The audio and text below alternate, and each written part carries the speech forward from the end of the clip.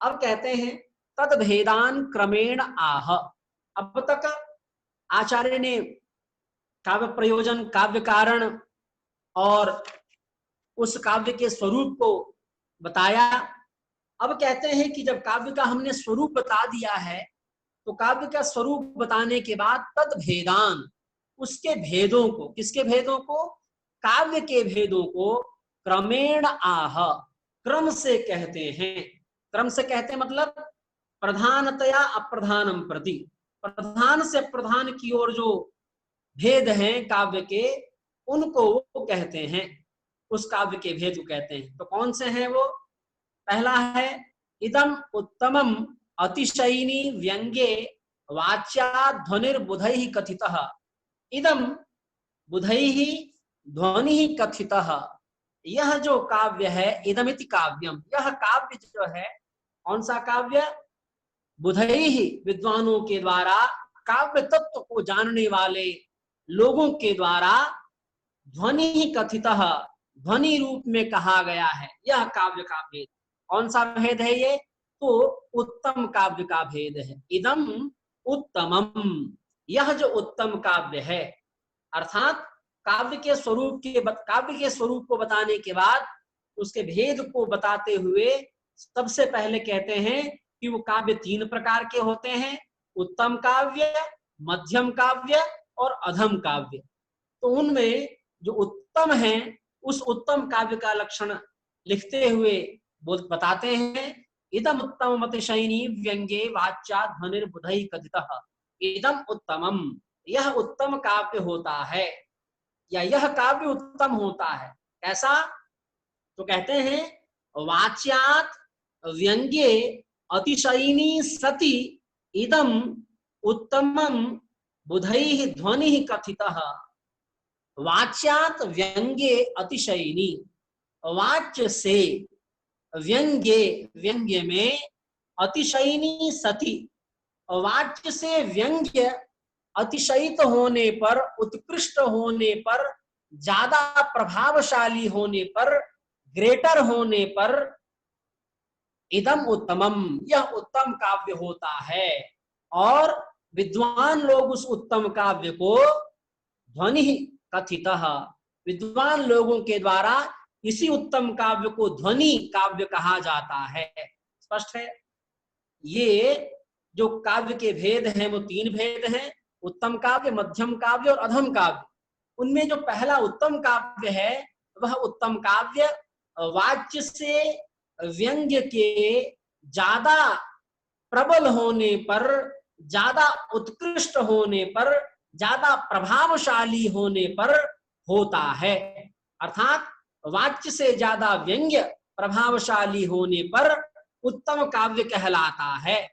और इसी उत्तम काव्य का दूसरा नाम, इसी उत्तम काव्य का पर्याय नाम ध्वनि काव्य है।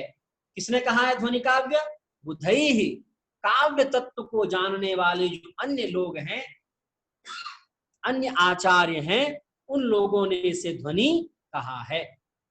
कहते हैं इदमिति काव्यम, इदम नाम काव्यम। स्पष्ट है? इदम शब्द से उनका अर्थ है काव्य।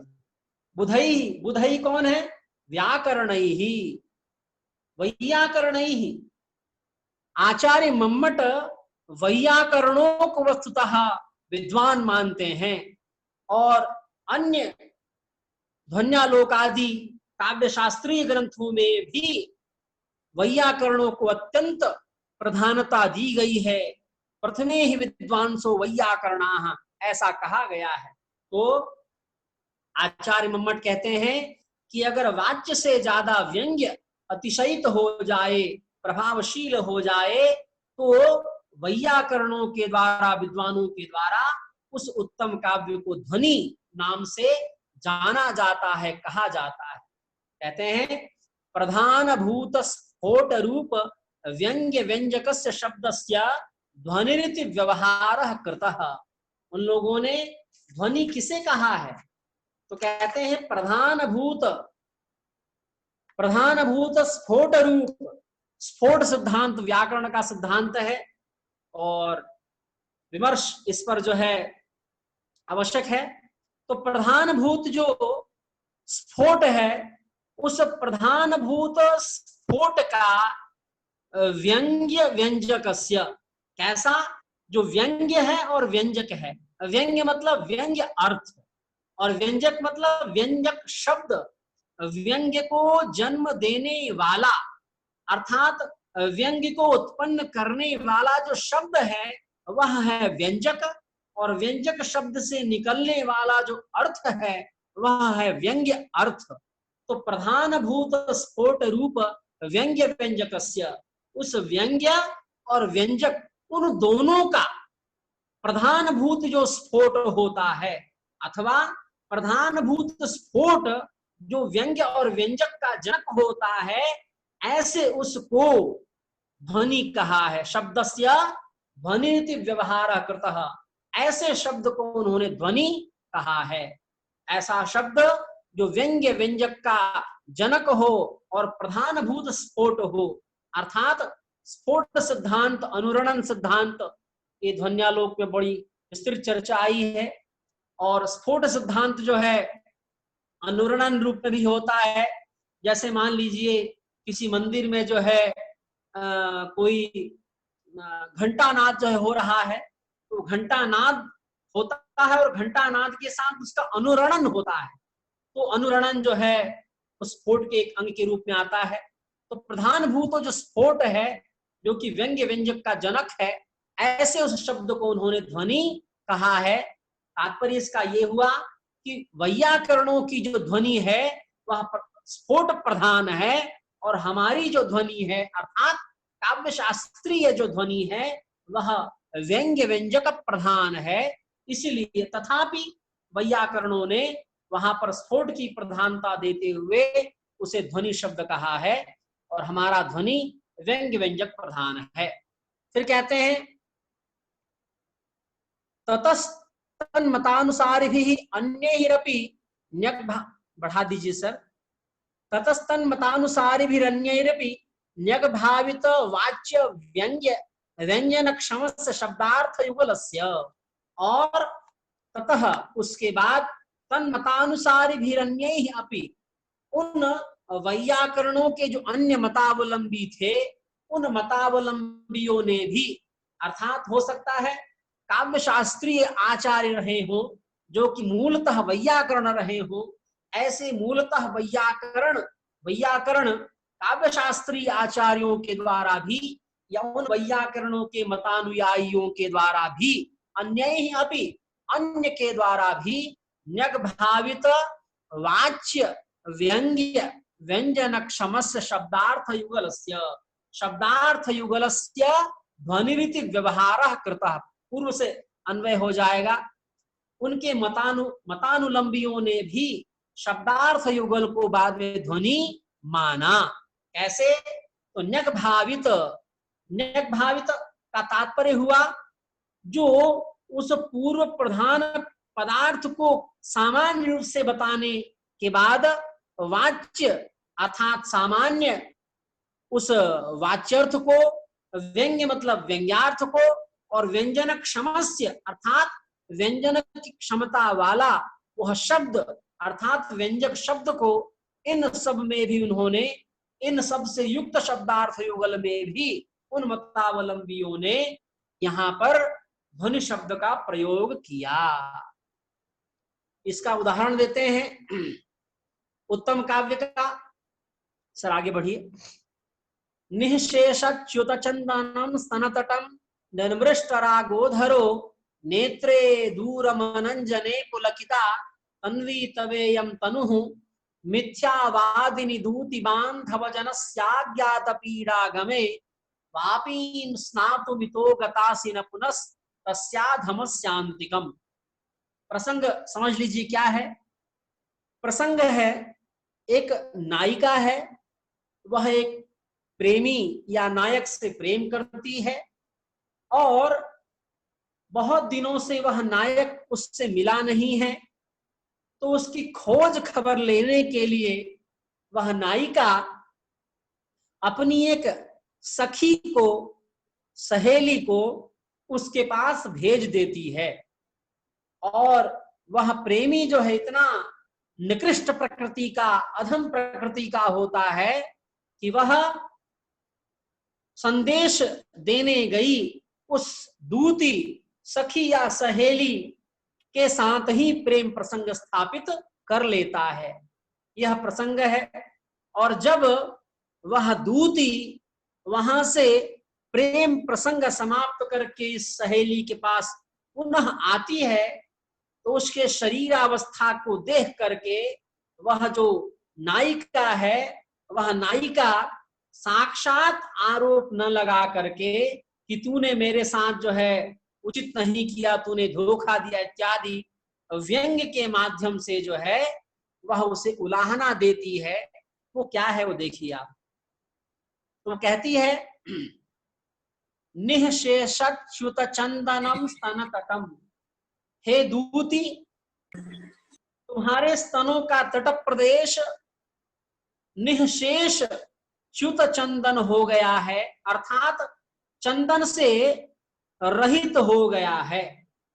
अर्थात चंदन का अंश मात्र भी तुम्हारे स्तन तट पर नहीं है। और निर्मृष्ट रागोधरो, अधरः रागः निर्मृष्टः, तुम्हारे अधर का जो राग है, रंग है, या क्या कहेंगे, आजकल तो लिपस्टिक चलती है, पहले जो कई जो पदार्थ हुआ करते थे उन पदार्थों को ही स्त्रियां जो हैं राग के रूप में अपने अधरोष्ठों पर लगाया करती थी।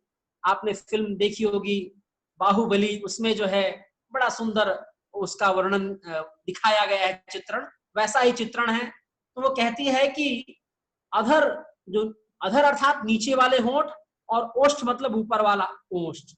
तो कहते हैं अधरः निर्मृष्ट रागः, तुम्हारा अधर प्रदेश जो है वह राग से निर्मृष्ट हो गया है, मिट गया है, उसका रंग उड़ गया है, समाप्त हो गया है, धुल गया है, जो भी आप माने।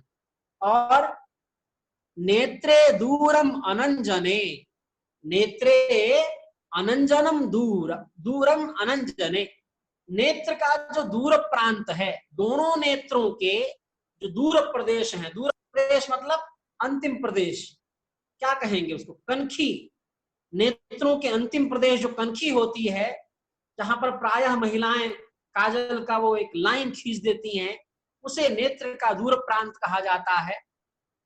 ऐसा नेत्र का दूर प्रांत अनंजने, अंजन रहित है, काजलहीन है। अर्थात पहले तूने पूरे नेत्रों में जो है अंजन लगाया था, जब जाते समय मैंने तुझे देखा था तो पूरे नेत्रों में तेरे अंजन लगा हुआ था, लेकिन अब जब तू आ रही है तो तेरे नेत्रों के दूर प्रांत अर्थात अंतिम अवस्था वाले जो छोर हैं, वहां का अंजन, वहां का काजल गायब है। और पुलकिता तन्वी तवेयम तनु, हे तन्वी, तन्वी अर्थात कृशांगी, स्त्री का पर्याय शब्द है। तब इयम तनु पुलकिता, तुम्हारा ये जो शरीर है अभी भी पुलकित है। पुलकित मतलब रोमांचित है। फिर आय कहती है मिथ्यावादिनी, इतना जब दो लाइन बोली वो, तो वो सखी जो है वो घबरा गई, अरे आज लगता है कि मेरी चोरी पकड़ा जाएगी, आज तो मैं जो है लगता है किसी न किसी दोष के या दंड के भागी हो जाऊंगी। लेकिन उस नायिका के अंदर इतना क्षोभ था, जब अपना ही व्यक्ति, अपना ही कोई प्रेमी अपने आप को धोखा दे देवे, तो ये दूती का क्या दोष, उस अधम प्रेमी ने ही मेरे साथ धोखेबाजी की है, धोखा दिया है, मैं इसे क्यों जो है कुछ कहूं या क्यों इसे दंड दूं। लेकिन जब दो लाइन उसने सुनी नायिका ने तो घबरा गई, उसको लगा कि ओ आज तो जो है सारा भांडा फूट जाएगा। लेकिन तीसरी लाइन में नायिका ने अपने भाव को बदल दिया, क्या कहती है, मिथ्यावादिनी दूती, हे दूती, मिथ्यावादिनी, झूठ बोलने वाली दूती, हे झूठ बोलने वाली दूती। और कैसी है, बांधव जनस्य आज्ञात पीड़ा गमे, बांधव जनस्य, अपने ही बंधु बांधवों का, तू मेरी सहेली है, दूती है, तू मुझे अपना बांधव मानती है, मैं तुझे अपना बांधव मानती हूँ, अपने अपनी सहेली अपना बांधव मानते हुए मैंने तुझे इतना विश्वसनीय कार्य देके भेजा कि जा उसका पता लगा के आ, और अज्ञात पीड़ागमे, तू मेरी पीड़ा को पूरी तरह जानती है, ज्ञात पीड़ागमे नहीं है, अज्ञात पीड़ागमे, आ नाम समन्ता पूर्ण रूपेण, तू मेरी विरहावस्था को पूरी तरह जानती है कि मैं कैसे उस नायक के विरह में तड़प रही हूं, मैं कितनी पीड़ित हूं। ये सब जानने के बावजूद भी मिथ्यावादिनी, झूठ बोलने वाली दूती, वापीम स्नातुमितो गतासी, तू वापी में स्नान करने के लिए यहां से गई थी। वापी में नदी में, या क्या कह सकते हैं, छोटी नहर जो है उसमें स्नान करने के लिए तू चली गई थी, न पुनः तू वहां नहीं गई। कहा? जहां मैंने भेजा था। कहा? तस्य अधमस्य अंतिकम, तस्य अधमस्य मम प्रेमिणः अंतिकम न गतासी, मैंने तुझे बड़े आदर से, प्रेम से, बड़े विश्वास से अपने प्रेमी के पास खोज खबर लेने के लिए भेजा था, लेकिन तूने मेरी पीड़ा को जानते हुए भी ऐसा काम किया। तू मेरे प्रेमी, उस अधम प्रेमी के पास नहीं गई, तू नदी में स्नान करने चली गई और आकर के झूठ बोल रही है कि मैं गई थी, वह नहीं मिला, या जो भी बहाना मार रही हो। तब यहां अर्थ स्पष्ट हुआ। अब ये तो बड़ा सामान्य सा अर्थ है कि भाई ऐसी ऐसी बात है और ऐसी ऐसी अवस्था इसकी दिख रही है, निश्चित रूप से नायिका सही कह रही होगी, इसने प्रेमी के पास भेजा था, लेकिन इसको गर्मी लग रही होगी, गर्मी का मौसम हो रहा होगा, इसलिए नहाने चली गई होगी, इसने इसके कार्य को उतना प्रधानता नहीं दिया और वापी में स्नान करने गई थी। इस कारण से ये लक्षण भी पूरे घटित हो रहे हैं।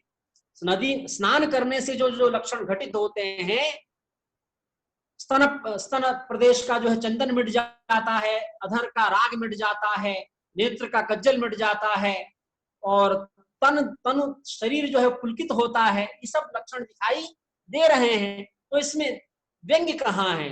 तो कहते हैं अत्र तदंतिकमेव रंतुम गतासीति प्राधान्येन अधम शब्देन व्यज्यते, अधम शब्देन व्यज्यते, अधम शब्द का जो प्रयोग कर दिया है नायिका ने, अपने प्रेमी को कोई अधम कैसे कह सकता है?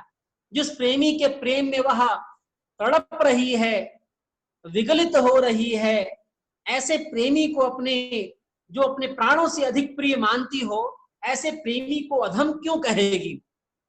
तो और वही प्रधान रूप से कह रही है तस्य अधमस्य अंतिकम इति। तो यहाँ पर प्रधानभूत जो अधम शब्द है उससे क्या व्यंजित होता है? तद अंतिकमेव रंतुम गतासी, तू नदी में स्नान करने नहीं गई थी, तू उसी के पास जो है रमण करने गई थी। तो कहते हैं ये कैसे पता चला आपको? तो कहते हैं इस श्लोक का जो डिटेल है वो हम वापस गए। जब अधम शब्द हमको खटका कि कोई प्रेमिका अपने प्रेमी को अधम क्यों कहेगी, तब हमने इस श्लोक का फिर से ऑपरेशन किया, ऑब्जर्वेशन किया, तो हमको पता चला ओ स्नान करते समय, स्नान करने से तो पूरे स्तनों का जो चंदन जो है वो धुल जाता है, और ये क्या कह रही है? मात्र स्तन तटों का जो है चंदन च्युत हुआ है, नष्ट हुआ है। इसका मतलब ये स्नान करने नहीं गई थी। स्नान करने गई होती तो पूरे स्तनों का चंदन मिटता, केवल स्तन तट का नहीं मिटता। और कामादि क्रिया में, काम क्रीड़ा में स्तन तटों का विशेष महत्व होता है। निश्चित रूप से ये वहां भ्रमण करने गई थी। अग्रिम पंक्ति क्या है? निर्मृष्ट रागोधरो, तुम्हारा अधर का जो राग मिट गया है। अगर स्नान करने गई होती तो केवल अधर का राग, अधर का रंग नहीं मिटा होता, अधरोष्ठ, अधर का और ओष्ठ का दोनों का राग रंग मिटा होता। और निश्चित रूप से स्नान करने नहीं गई थी, और काम क्रीड़ा में अधरों का विशेष महत्व होता है, इसलिए निश्चित रूप से यह रमण करने गई थी। अगला है नेत्रे दूर मनंजने, नेत्र का दूर प्रांत अंजनों से कज्जल से रहित हो गया है। अगर स्नान करने गई होती तो पूरे नेत्रों का कज्जल मिट जाता, केवल नेत्र के अंतिम प्रदेशों का नहीं मिटता। इसका मतलब निश्चित रूप से रमण करने गई थी, क्योंकि कामक क्रीड़ा में नेत्र के अंतिम भाग में चुंबन आदि का विशेष महत्व होता है। इस कारण से यह स्पष्ट है कि यह वहां गई थी। और पुलकिता तन्वी तवेयम तनु, स्नान करते समय ही तन पुलकित होता है, स्नान करने के उपरांत स्तन पुलकित नहीं होता है। और मान लीजिए स्नान करने के उपरांत भी किसी का तन पुलकित रहे तो इतनी देर तक स्नान का पुलकितपन अवशिष्ट नहीं रहता है, पुलकित तब रहता है। इसका मतलब यह दूती जो रमण करके आई है उस क्रिया को यह अंतः मन में बार बार सोच रही है, उसका अंतः मन में आनंद ले रही है और उस आनंद से यह बार बार पुलकित हो रही है। इसलिए निश्चित होता है कि स्नान करने नहीं गई थी, तू उस अधम के पास रमण करने गई थी। यह अधम शब्द से व्यंग्य व्यंजित होता है।